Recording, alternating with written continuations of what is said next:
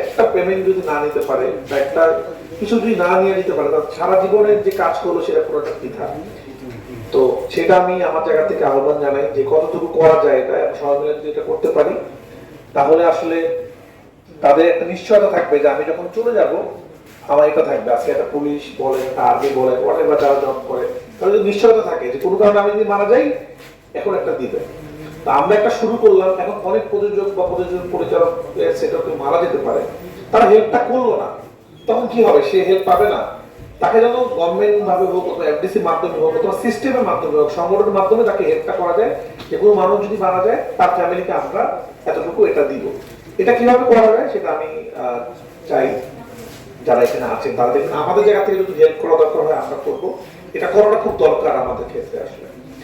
মনির ভাইয়ের কথা বলতে চাই, মনির ভাই আসলে একজন সত্যিকারের হিরো। আমি তো সেটা ছিলাম। আমরা চাচ্ছিলাম যে আমাদের সিনেমাটা যতটুকু পারি বাংলাদেশে শুট করা যায় কিনা, কারণ বাংলাদেশে শুট করে বাংলাদেশ টেকনিশিয়ানরা এই কাজটা পায়, তাদের কাছে আসলে কৃতিত্বটা যায়। তো এই শটটা তার দেওয়ার কথা ছিল না, তো সে বললো সে দিবে। সে খুবই হাসি খুশি মানুষ যখন শটটা দিল, শট দেওয়ার পর কিন্তু সে সবার সাথে সেলফি তুলেছে, হাসাহাসি করছে এবং সে বলেছে যে দেখিয়ে দিলাম কেমন হইলো, কেমন লাগছে সবার কাছে, সিনেমা হলে কেমন লাগবে। তারপরে কিন্তু সে প্রায় 1-1.5 ঘন্টা পরে হঠাৎ করে সে অসুস্থ হয়ে যায় এবং তাকে হাসপাতালে মারা যায়। আমরা যদি আসলে সেটাকে বলি অ্যাক্সিডেন্ট, তাহলে কিন্তু মনির ভাইকে পুরোপুরি কিন্তু শটটা হিরোর মতোই দিয়েছে। ওনার শটে কিন্তু কোনো ক্ষতি হয় না এবং দিয়েছে, এবং আপনার সিনেমাতে সেই শটটা হয়তো দেখবেন। তো আমার কাছে মনে হয় আল্লাহ তাকে মানে সবার তো রিজিক একদিন মানে রিজিকের ব্যবস্থা তুমি আল্লাহ করে, হায়াত মত আল্লাহ, আমিও যে কোনো সময় মারা যেতে পারি। তো আল্লাহ তার মৃত্যুটা তার কাজের জায়গায় লিখে রেখেছিলেন।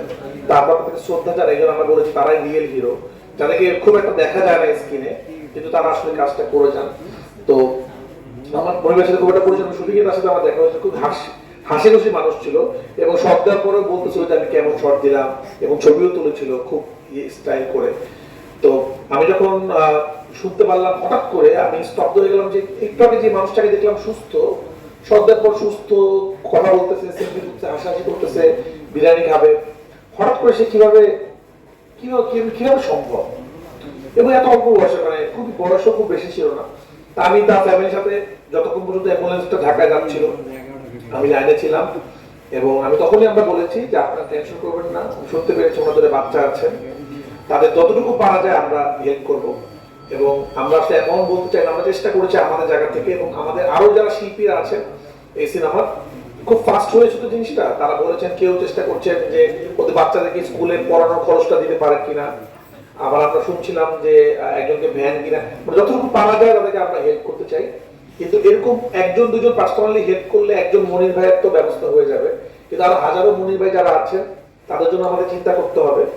তো আমার মনে হয় এই ঘটনা থেকে যদি আমরা চিন্তা করেছি না, হঠাৎ করে যদি একজন স্ট্যান্ডম্যান বা একজন সহশিল্পী বা একজন প্রোডাকশন বয় বা একজন ড্রাইভার মারা যায়, পরবর্তী পদক্ষেপটা কি হবে সবার, সেটার জন্য যদি আমরা চিন্তা করি আমার একটা সলিউশন বের হয়ে যাবে।